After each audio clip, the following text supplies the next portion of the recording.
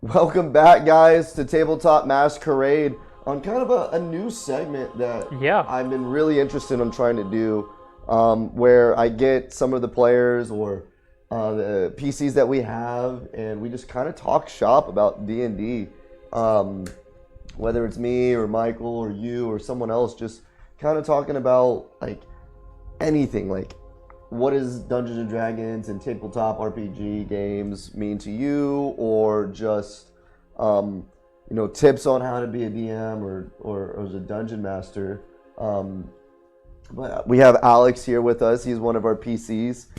He's actually running a one shot that we're a part of right now. Yep. That's really good. So what is like your history with D&D really? I think I started learning from my father, who played in college with his friends back when they were college students in the 80s. So I grew up, very original 2.0, 2.5 D&D. And as a kid, I was in middle school and I did this with my brothers. It was definitely kiddie down, but it taught me a lot about, the creativity and the freedom of the game. And from there, I just kind of joined random groups, as time went on, online, in person. And I kind of got a little bit of experience with every kind of different kind of group and different DM philosophies. So, Yeah. but yeah, right back at you. Like, what is your history with it? I mean, you are the DM of this. Clearly, you've got experience, right? But like, how did you get started and what got you into it? So very similar. I grew up like knowing what Dungeons and Dragons was. My dad used to play as well, and he would tell me stories about like how he was a rogue and like he had a cloak that had 1,000 pockets on it. He could just pull whatever out. Yeah. And I thought that was so cool, and I ended up meandering through different games as a young man. I didn't know what Dungeons and Dragons was at the time. And I finally came across a group where we started playing D&D, and we played like very old school. I started in 2nd edition, and it was very much like we didn't have the table that we have like we do in Tabletop Masquerade. It was very much like I sat on a couch, the person next to me sat on the couch, 10 feet away someone was at a table, and we were just all over the place. And that's how we played. It was all in our heads. We had no battle maps, we had none of that. So that's kind of how I started, and I was a PC at that time. And then that group disbanded, and I ended up wanting to continue playing. So the likelihood of all people who want to play DM or Dungeons and Dragons is to get a group together, someone has to be the DM. Yep. So that's kind of what I gravitated to. And I enjoy storytelling, and I enjoy like acting. Sorry, that's very loud. It's very gorgeous, though. I like Very it. gorgeous. But yeah, I grew up where it's very much like I wanted to play D&D, and the only way I could was just being a dungeon master. So I DM'd multiple editions with groups of friends I would bring in and stuff. And that's naturally how I had breaks, but when we met this group and a couple years ago, I started DMing, and that's where we are now. And we built the table, we started the show, and this is kind of how it is now. Yeah. And I've enjoyed every minute of it. I love storytelling. I love creating stories that people will remember. And like, I'll remember that time that this happened, or remember some time we did this and we killed this thing. Like, Right. That's the stuff when I hear the people talking about the stories that I made. I hold a special place in my heart about that. Yeah. No, I think everybody who's ever played Dungeons and Dragons has those stories where they're like, "Oh, dude, this was the craziest thing," and it's because of just the variety of different situations you can get into. You never know what's gonna happen. You don't. And so You really every session is memorable in its own way. And I think that's the cool thing, is being able to connect with other people who have played, is sharing those stories of like, I did this crazy thing. What did you and your DM do? How did your table go? Like, oh, that's really cool that you could do that. I think when we first figured out that we both played D&D, I told you about how I killed a dragon literally throwing a rock at it. I remember that's a crazy story. Right? And like how you went about it and the whole Skittles and candy involved. Yeah. It's such a unique way to play. Yeah, my dad being clever and understanding he was playing with a group of kids, he instead of making figurines for the bad guys, he made them Skittles. And so that was the cool thing, was the incentive for getting the baddies was you eat your Skittle. And that's something that I still continue, and it's definitely something that I feel like it's kind of a tradition that I'm going to perpetuate now. Yeah. Just because it's so funny. You like playing your one shot, that you're talking about how you're going to turn into a campaign. You incorporated that, and I was like, man, the satisfaction of something I just killed. I'm gonna eat this piece of candy. This is mine now, and it's like a whole different sense of like accomplishment, and that I've never been privy to before, and it's such a cool idea. It's something so simple and simplicity that is memorable though. And I think that's like a big part of what D&D is. It's the memories that you make. Definitely. I think one thing that I appreciate about you as a DM is you give everybody their moment to shine. Yeah. And I think that's something that every DM has their philosophy or their flavor of being a dungeon master. And that is one thing that I appreciate about your campaign, is you kind of give everybody their moment to stand out and shine, because to be fair, like, who plays a game to be normal? Yeah. You're playing a game specifically to experience something that you don't normally experience, and I think D&D is probably the game that encapsulates the most freedom because of how open it is. You guys as the audience don't see it, but I think all the players on this table and I think with most parties, there is a lot of negotiation in a sense, or like, hey, can I do this? Is it possible for my character to get this item? Or if I do it this way, can I use a bonus action to do this? And it's very much up to the DM to say, you know what, screw the rules for this, because that is a really cool idea. Let's do it. Yeah. Right? And so I really appreciate that you not only let us kind of lean into our ideas of our characters, but then you let our character have that moment of shining where it's like, cool, you've built it this way. Here's your specialty. Here's what you are very good at. What do you want to do with it? How do you want to make that a spectacular moment for your character to really shine through and have that unique moment? And I think that's a really good point, where it's like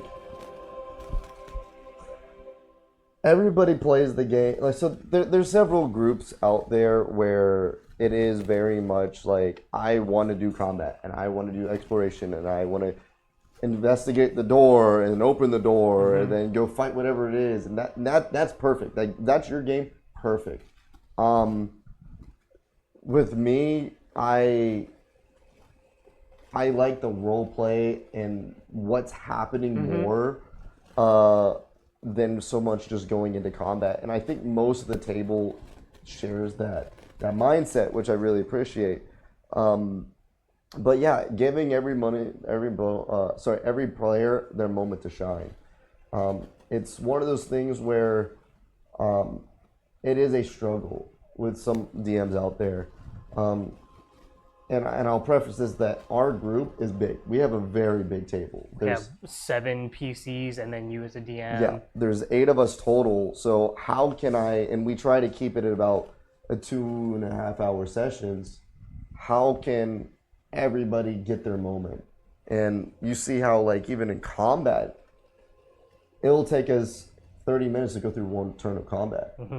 So I don't really do as much combat because it takes away from the game. But giving everybody the moment to shine, I try to, the way I like to do it personally is every session I pick 1 to 2 players. And I say, this is their moment. Like, they're going to be the highlights of this episode. And I'm going to try to do as much focus in there.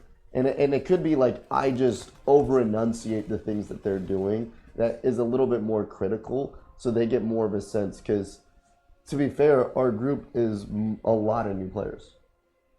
Yeah, that's true. I think out of our group, Mike, not you, Mike, the other Mike, Kare right now, is probably the most experienced.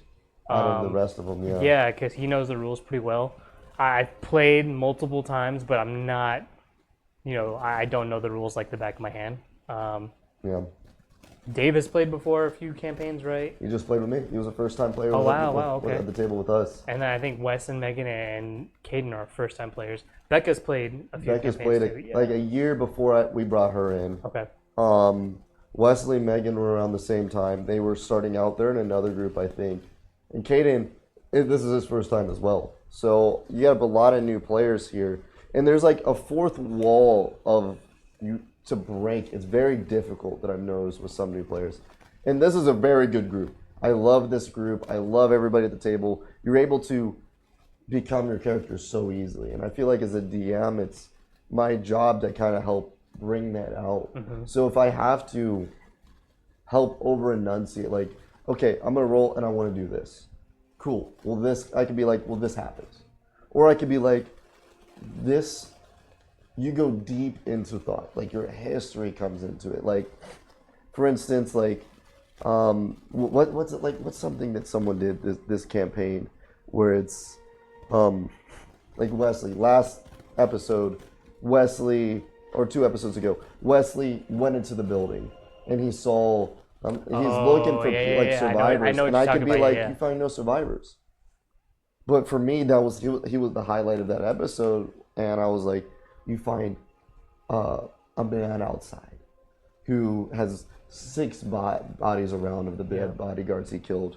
And he's a bloody mess. And he goes leading into the building that they came from. Yep. And you find a mother holding their daughter also killed.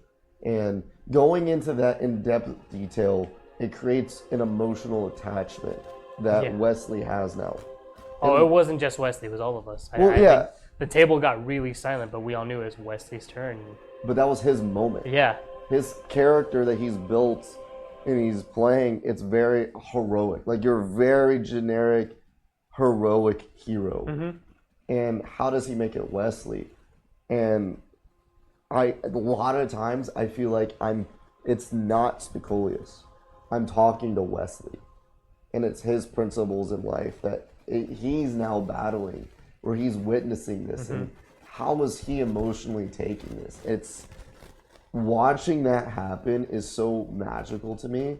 And I love having that connection with somebody.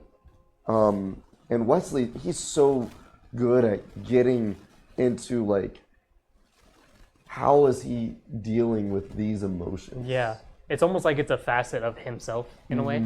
Like this is a certain aspect of him that he's getting to fully realize through D&D, because it's not something that we fortunately live in a modern world where that doesn't happen, right? But if Wes as a person saw that, I very much feel like Spicolius is that reaction. It is that part of him, for sure. And he does it very well. Mm-hmm. My philosophy with the whole, as being a DM, is I'm never going to stop you from what you're doing. And myself, I don't even consider, so at its root, I think I'm, on paper, on resume, the worst dungeon master out there. He is lying. He's clearly a great DM, as we have continued along on this campaign, and we eagerly wanted to do each session, so do not regard what he just said. He is a great DM. But for all intents and purposes, let me explain. Like, I don't know the rules. Like we said, like a good DM knows rules. I don't know the rules. Mm-hmm. I don't know what everything does. For those players out there who are D&D advocates, like spells that people want to do, I don't even have that effect. Like, it doesn't make sense. Like, identify or detect magic or detect thoughts. I go into a new flavor with how all of that entails. I eliminate half of the game. Like, the game's called Dungeons and Dragons. I eliminate dungeons. Like, I don't like dungeons personally. Mm-hmm. It bottlenecks and slows down the game. I like the whole story aspect of it, and like I created this story, Whispers in the Grove, this campaign, this whole world I homebrewed, and it's amazing to watch you guys become alive in it. So for me, I don't even see myself as a dungeon master. I'm a player amongst you. Like, I set up scenarios and I rudimentarily know what's going to happen in the ending, but I don't know how it's going to happen. Right. And I'm playing with you guys, and I'm getting, I throw curveballs at you guys as much as you guys throw curveballs at me. Right. Like the way The way. Testes and Kronk defeated the dragon. Like, Yeah. who knew they knew biology? Yeah, they did it, and it just happened. Like, I think it's like a cool moment to do certain things. Like, there's so many moments we've had in this campaign where it's like going into like detect magic. You know, the rule set I think is like detect magic is you like can detect the school of magic it's from and blah blah blah and all this stuff. Divination versus whatever. But I can tell you, like, okay, here someone cast a abjuration ritual or whatnot, or a necrotic ritual or whatever. Or I can tell you, you go to the place and you see 6 cultists raising their hands, chanting. You build up that imagery. You build it up. It's like, okay, so you detect magic and I tell you this. Okay, I know it's this. Or I can give you like an emotional attachment, an understanding of what could have happened. Right. And to me, in Dungeons and Dragons, I've played in a lot, and I've seen a lot of DMs out there where they'll do that, and there's so much room, gray area. And as a DM, I've learned the one thing I can never prepare for is not the players, it's the way they think. My way of thinking is I'm going to tell you something, and I know what I'm telling you, and I know the hints, and I know the cues, and so hints that I'm trying to give you. I can't take in mind of how you're going to think about it. Right, like how am I going to perceive that clue, and am I going to get the right idea of, oh, you want me to go this way as opposed to this way? And being into that, do I want to give you the chance to stalwart the campaign, stalwart the session, where there's that moment of silence of like, what are we going to do? Or I can tell you a very specific thing that probably on the rules wouldn't happen, but it's now adding to the story. Right. You as players are not like the normal Joe. Like, yeah, in a sense you are, but you're heroes. You're building up into like if you were going to pick up a book, you know the protagonist. You are the protagonist of the story. Right. Like, what's the point of playing if you're just going to be, background character? Exactly. Like, why would I be, you want to play to be Harry Potter. You don't want to play to be random Gryffindor in the background. Yep. Right. Gryffindor like, number 3. Yeah, exactly. I get what you're saying. So, and you saying all that, that is a question that I think a lot of new DMs struggle with is how do you balance giving players the freedom to do what they want and explore the world? Because if you do that, you have to prepare that or come up with it on the fly. Or, how do you balance that with kind of railroading them, of getting them to where you want them to go? Yeah, kind of like unskippable cutscene. Yeah, like some DMs, what they do is they know this is the steps I want you to get to from, mission start to step 1, you're going to get to random haunted house. Step 3, you're going to right. And so if they say players go right and you plan for them to go left, they just move everything over. Yeah. How do you balance that, especially with such a big group? So, and that's a really good question, and it's something I do deal with a lot.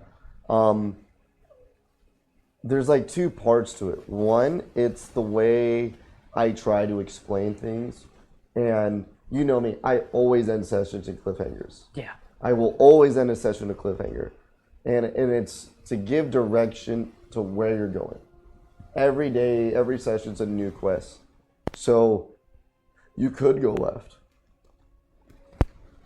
But I'm going to give you something's going to happen. So with that, especially, with some DMs out there or players or whoever was thinking about DMing, when you're making a campaign, like, and this is only for the example if you're going to make it. Like if you want to homebrew everything, and you have that fear, you're going to spend hours, days, weeks building the most perfect thing. And you have the fear of session 1, session 0, you explain something and the players pick up on that and they have their own set of ideas and they go left. And now you're just improvising the whole thing. How I design my campaigns is I do it in a sense where I take the alphabet. I do A through Z. Whenever I make campaigns, I normally will always know how it's going to end. Like I'm inspired by everything out there where I'm like, this is an epic battle. I want to happen. So you have like step Z already planned. Yeah. And the rest of it is just how do you guys get to Z? Yep. So I'll create Z. I know what's the ending. And sometimes I'll put it at Y because I don't know what's going to happen directly after. Right. Got to leave the cliffhanger. Got to leave the cliffhanger. Exactly. And I'll make A. Okay, so I know where we're going to end. Well, how are we going to start? All right, I create how we're going to start. And then I'll do like letter A, step A. And then I will do step B. And then I'll make step K. And then I'll do P. And I'll make... Like these are the major checkpoints. And I'll skip a lot of letters. And that gray area is room for if we railroad, I have time to bring us back. Okay. Or I have time to, sometimes I'm like, we're doing something I wasn't expecting, but I want to capitalize on it. Let's make a B. Let's make a C. And let's just throw in something completely new. Nice. Okay. And bring us back. And a lot of times I'll create a calendar of events that's going to happen. Like, this will happen, this will happen, this will happen on these specific dates and times. So the NPCs are constantly moving. Always moving. Something's happening, whether you are doing something or not as a The party. world is moving around you still. So by doing it the way that I do, and I don't understand, it might not work for everybody. It works for me. I am now taking into account of when players railroad and when myself railroads. What do you mean by that? So when I railroad, so yeah, when you railroad as opposed to when a player railroads. So when a player railroads, it's me not taking into account of what they're going to do, and they do go left. They don't want to go to that town. They befriend the bad guy, and now it's like, okay, well, fuck, now I can't kill him. Like it's, or they kill that important NPC. Kind of like when I got Sheriff's son to jump over the ledge. Yeah. So, yeah, back in the campaign before we filmed this one, it was like you did end up inspiring this person. He just critically failed everything he tried to do afterwards and killed himself. How do I recover from that? So that, yeah, there's the player's railroad. Now, when I railroad is me, like, I'll know what I want to happen. But as I explain it, it's changing from the way that I designed it. Like, I know I'm saying it wrong. So I'm causing my own railroad. Or, I'm trying to think of a good example that we've done in this campaign where I've purposely railroaded. Would you say during this last session, when we searched the body and we found the map on the enemy's body, and they had a map saying they were going to go to Grove Harelai, Yeah. as opposed to Yinfield? It was like, oh, cool, we have time to get to Yinfield before they do. Was that a moment of, okay, you guys are really arguing about whether or not you have time to go back to home base? Yeah. Let me help you. No. And would you say that was railroading, or was that just kind of dropping us a hint of, hey, this isn't as important as you think it is? No, that was me. So there was a lot of parts of that. Like, yeah, we are overcomplicating this, or we're spending too much time. And going into that as a DM, I have to be the police of time. I have to help time manage. And with so many players at the table, we will be stuck for an hour just talking. Oh, for about sure. A plan. For sure. So yeah. My job is to kind of help enforce the time. So with that one, with like when we were talking, where are you going to go next? It was very much more of like, not to, and I'm not trying to do any spoilers for that part, but That's fair.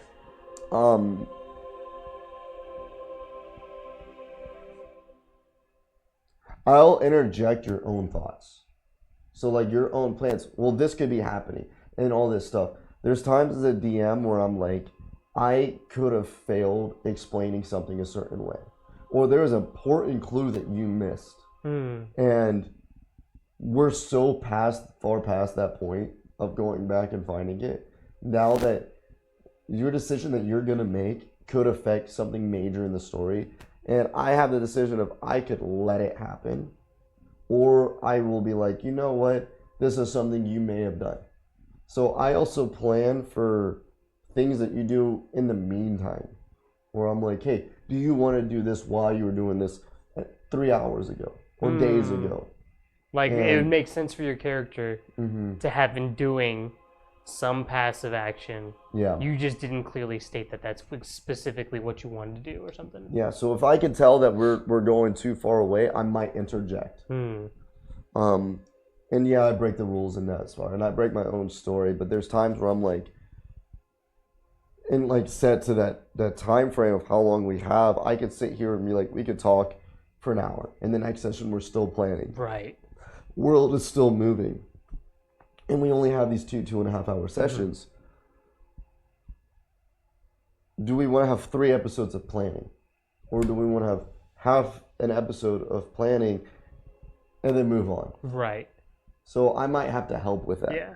Well, and I think that's kind of where I feel like you know, quote unquote, breaking the rules actually helps, because sometimes, you know, according to the rules, yes, you will only learn this, you will only get this, or no, you failed this check, right? Yeah. But for the sake of moving the story forward, and for the sake of, you know, situational awareness, I think there's sometimes and moments where, you know, yes, you could plausibly fail a check, but for the sake of the storytelling, right? Or for the sake of the adventure, because at the end of the day, as a DM, your goal is to make a fun and engaging story or situation or world for your players, right? Yeah.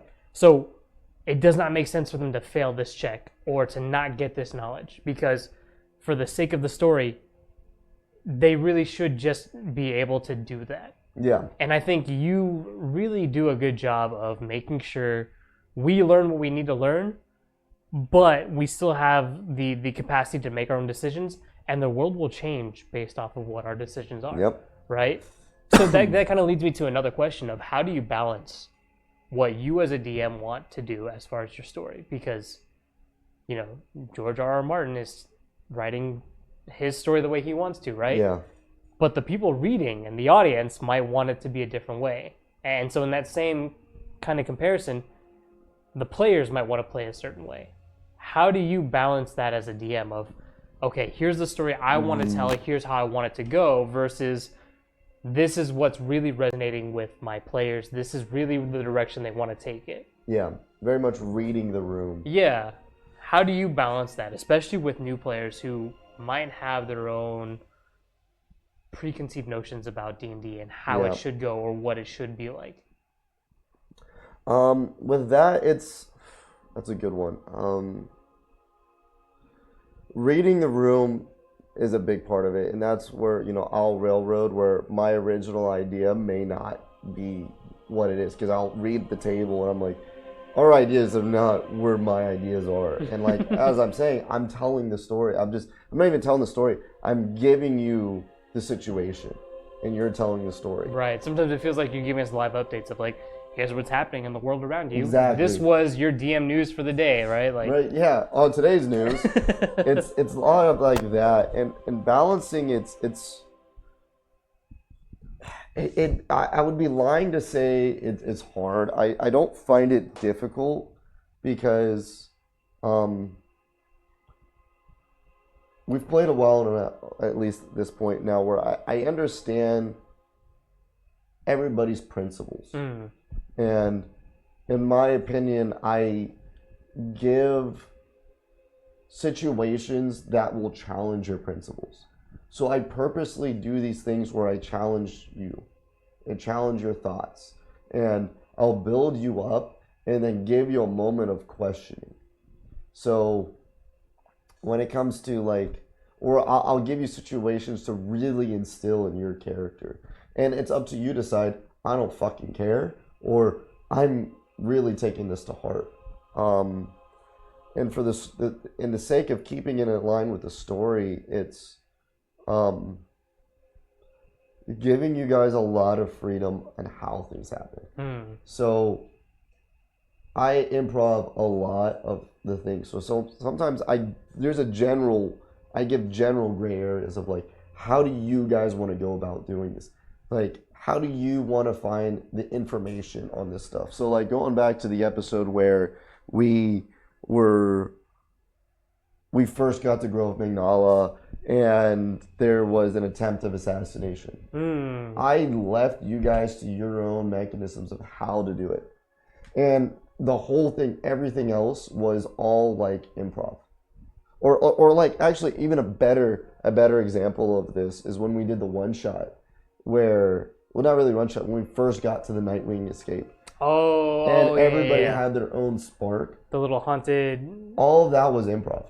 Oh, wow. I improved every situation. And if you've noticed, and this is something where it gets into the metagaming, where people at the table hear things, everybody got a certain piece of information. Yeah. And the first person, like I rolled initiative of who would get it. The first person got a little snippet. And the next person got a little bit more of the snippet. And it's not to say the first person didn't get that. It's they're seeing it in a different light. And it's every person got it. Yeah. And then we got to the end and now we're like combining our ideas, which is a DM. You guys don't talk about some stuff. And I assume that you guys have.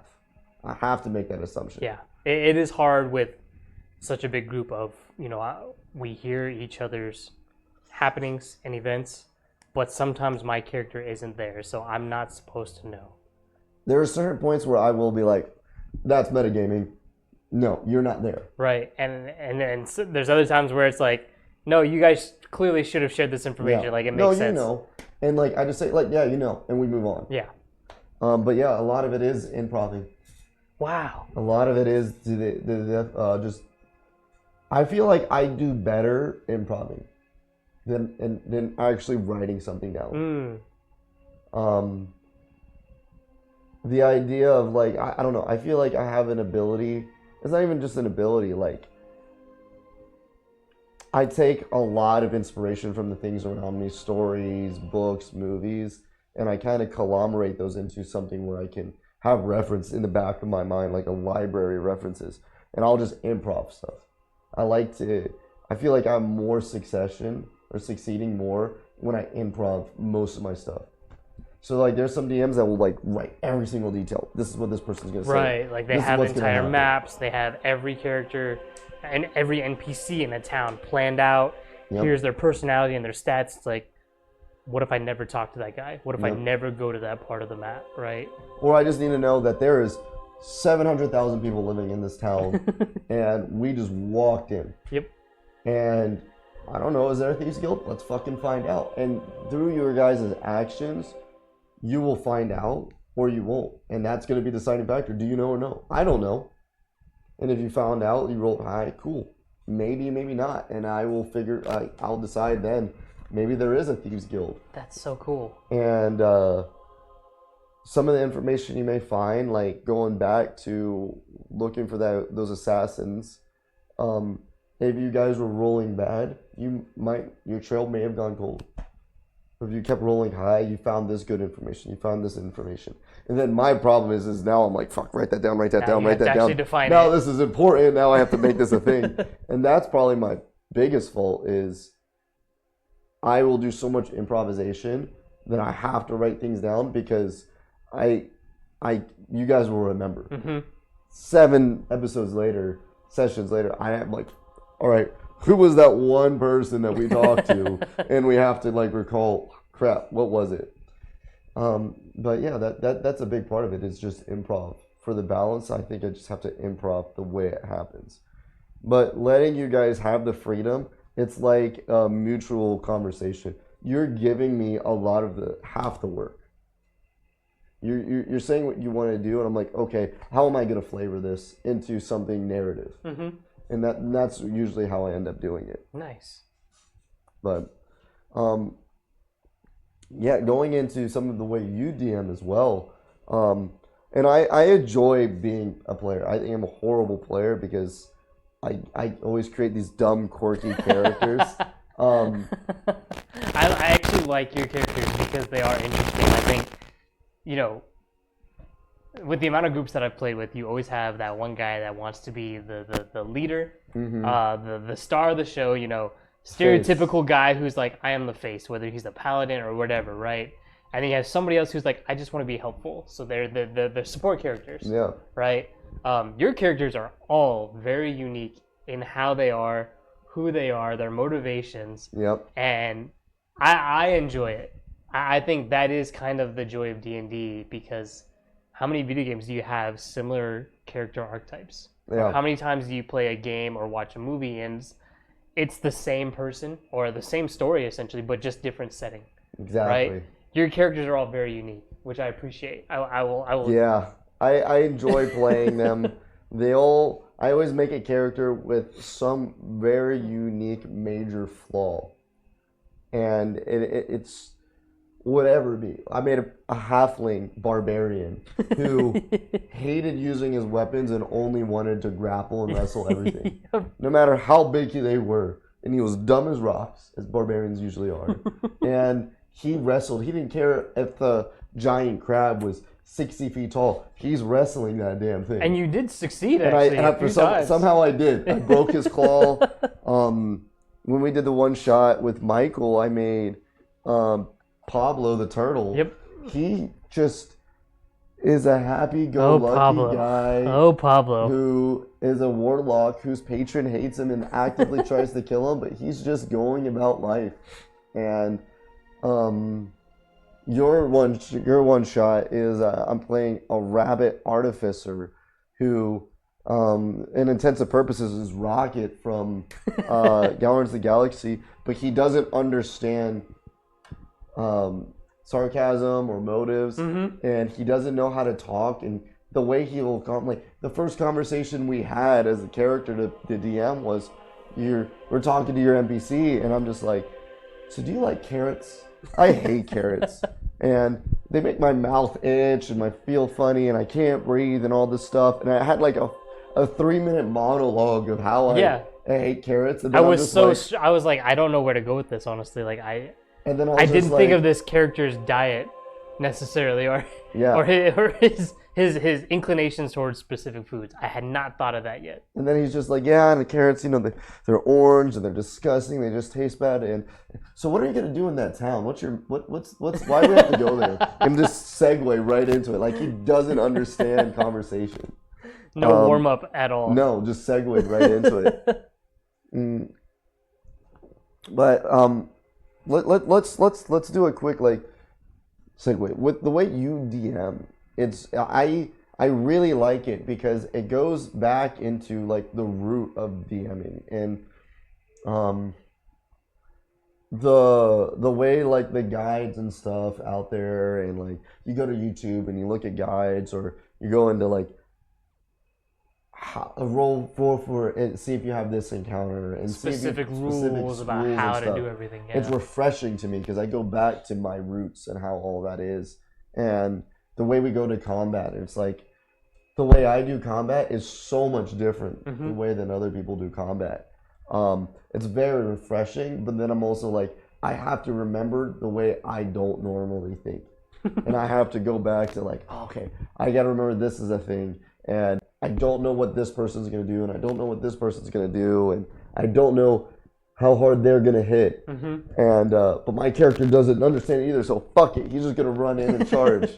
It's very refreshing, and I enjoyed it the way you DM. Thank you. I tried. You did good. And my biggest I would say advice for you as a DM and all other DMs out there is don't be hard on yourself. Don't for me, I enjoy watching you play your world and tell the story, and I feel lucky to be a part of it. And yeah, I play a certain way and I DM a certain way, and I tell people don't DM the way that I do it. I want to see what you do it. I want to see how you go about doing things. I want to see what my character or myself will react to these situations that I don't know what are going to happen. And you don't need to be hard on yourself or anybody else out there. You're creating something, and it's beautiful the way that it is. And no matter what happens, whether like we do railroad, we do go left, and you're improving, and you're just backpedaling the whole time. We're having fun. I'm having fun. Everybody else at the table is having fun, and it's a beautiful thing. And you're doing something, and you took the step forward, and it's awesome. And like being a dungeon master is not as intimidating, I feel like, as people make it out to be. Right. I think the intimidating part about it is really getting to know your party, because you can't make a good campaign unless you know who's really competing in it and how they want to go about it. Yeah. It makes no point or no sense to make a world and then play it a certain way if people aren't ready. You know, like a good comparison is like if you were ready to play, you know, Left 4 Dead, and instead now you're playing Halo. Two different ways to Very play. They're true. both quote unquote shooters, but it's like they're very different games. Different way to play. Different flavors, different contexts. So that's how you have to approach it as a DM almost, is, you know, who am I playing with? What world am I setting? And is this the way they want to play as my players? And I think as a player, you also have a duty of understanding, like, okay, the DM has set this world up. Maybe I wanted to be more of a fighting campaign, right? But let me follow it through and see what they had planned, because I have no idea what the big reveal is at the end. Yeah, I think, that's true. I think as a DM, you kind of get into the storytelling, and I know for me as a DM, I get excited when you guys get to the big moment where I'm like, okay, this is where everything goes crazy. The catalyst. This is where you have Climax. You thought you knew, but you really don't. And that's kind of where I think you put the hook on it too, of here's what's happening. Oh my gosh, here's some unbelievable event. Find out next time on the next episode, right? The cliffhangers. Right, and I think every DM kind of has that moment in their head where they're thinking, I want to build such a great story that leads you down one way, and then it's a huge turn, and you have no idea what happened, but now you have to play next session. Yep. So, for you, I think for you as a DM, how do you figure out where that stopping point is of, here's the hook, here's enough progress that you've gotten to a good stopping point? Oh, the end of the session. Yeah. It's tough. It's probably the hardest part of our sessions, is knowing when to stop. And when do I want to put that cliffhanger and that new piece of information? I might create a moment, or I might bring a moment forward. It's actually very rare we actually get to the point where I think we're going to end. It's very rare. And sometimes I create moments where it's like, it might not be a cliffhanger, but it's like a jaw-dropping moment. And I think one example that really comes to mind with the first campaign, where we played in Greensong, it was all halfling town and stuff, and we defeated this. It was all like this drug made people go crazy and killing people left and right. Yeah, the red dust. I remember that. I didn't know, like, it didn't have to be a cliffhanger of like what's gonna happen next. I think that one was, I created a moment of like awe, or like, oh crap, where we talked to like a bad guy, and you learned that the whole thing was to eradicate and kill everybody in the town that wasn't a halfling. Yeah. And then you're like, oh, okay. And then like I left the pause, and Rebecca, who plays a halfling, was like, had this question, like I saw it in her face, like a questionable look, and I looked at her and I'm like, haven't you realized that you've never been touched in combat this whole time? And like that, oh shit, like moment of like realization, like, oh yeah, she played a ranged character, but there's so many times where I had people run right past her and she didn't pick up on it. And didn't pick up on it, and you're just like, Like I didn't have to leave it at that cliffhanger. But to your question, yes, balancing and trying to figure out the ending is hard. And sometimes I have to push for it. Like this last episode, where we were like, what's the plan? Do we send the people back? Do we go this way? Blah, blah, blah, all this. Right. I interjected where I was like, okay, let's backtrack. You guys found the map of where they're going to go. Okay. Because we were in the question of like, where they're going. We think we're going there. Right. Send these people. We're going back and forth. I was like, okay, let me eliminate the whole motive of like, the grove you want to go to is now under attack. Let me just eliminate that. Okay. And now they're going somewhere else. Okay, so now we have a moment of we want to go where we want to go. Which, that's actually a good point. For you, what do you think is a point of you would tell a player no? Or the party. Like the party wants to do something. What's the point where you would want to tell them no? Would you tell them no, or would you figure out a way to make it work? I think for me as a DM, I kind of do what you do. I write from the ending, and then I try to fill in the gaps of how you're going to get there. And so when it comes to when you've written the ending, I think sometimes you have to say no because, you know, like a pretty easy example is if a player meets the big bad guy first, and you know you want to give the big bad guy his monologue when they first meet him, and the player goes, "I want to kill him." And you're like, whoa, hold on, this is too early. This is literally session 1, like, right? That's a moment where you have to say no. And I think rather than saying no, I try to come up with a reason as to why your character wouldn't think to do that. Yeah. Right? Like, in one of the campaigns where I DM'd, I made it so that the players got to a point where they were stuck in a dungeon. They thought, okay, we're almost at the end, and then they realized they were fighting a god, right? And yes, the player could fight the god if they really wanted to, but I think it's also a realistic reaction to understand, like, I know I am outmatched, right? Like, if you and I, as a real person, ran into, you know, who's a top fighter, or like the president, or right, there's a different like a air. Conor McGregor on the street. Yeah, right. There's a different air about them where you know, like, I probably shouldn't approach them normally. Yeah. Right. And I think sometimes as a DM, I say, and this is something that I really enjoy, is giving individual people messages. I do Post-it notes. I throw it to them because I think sometimes your character would know this, but you as the player don't, because why would you? I created this world. Yeah. Like a good example is like if a druid knows what kind of animals, like flora or fauna, is natural to that surroundings, you as the player will not know. But I think it's plausible that you as a character would know. Yeah. So I try to give those hints to the players of, hey, you are an expert at this, or you have a very high skill or knowledge of this. You would understand it's not worth it, or this isn't the way to go. Yeah. That's usually how I try to spin it. Yeah. And I like that. Right? Because then you're not saying no, but you're saying, well, look, your character is a strategic fighter. He's he's an expert in strategy. Like, he would know this is probably not the way to go.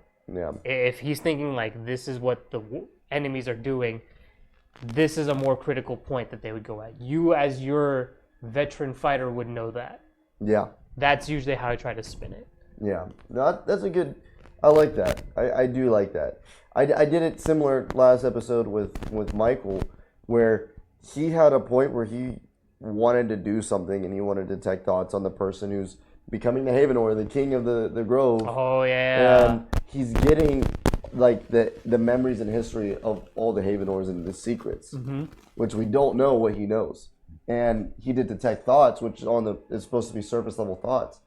And I'm like, this is such a moment where I could say no. But like, how would I make this a critical moment versus saying no? And he almost died. He almost died. He took, what, like 20, 30 hit points less than double? He took 20 less than killing him, like instant killing him. Yeah. And he was downed. But I gave him some surface thoughts, but it's like, it's incomprehensible. I almost got like the idea of like the Indiana Jones movie, The Crystal Skull, when Kate Blanchett downloads all the information from the skull, and she's like, I can learn it all, and she does, and she's like, oh, this is too much. Like, I kind of felt like it was kind of like that. It's like in Lord of the Rings where Oh yeah, Pippin. with Pippin and Aragorn grabbed the Palantir. Palantir. Yeah, and yeah. they couldn't grasp what was happening. And Oh man. it's a similar moment like that. And that's kind of how I try to flavor it as. That was such a cool moment. I didn't realize you improv that. That's really cool. I improv a lot of what's happening. But to me, it's easy to do that. Like I feel success from it because now I play with how you're gonna react, and just move on from it. And I definitely cater to the person. So it's like, if it's aloe, it's all nature stuff. It's all like woodland druidic stuff. Right. Because that's what she would be looking for. Yeah. That's what she would be looking for.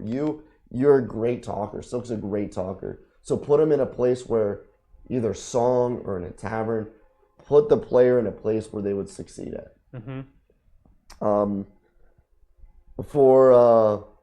I guess my last question is, what would be your advice to any new person or any who wants to be a player or a DM? What would be your one piece of advice for them? Oof, that's a hard one.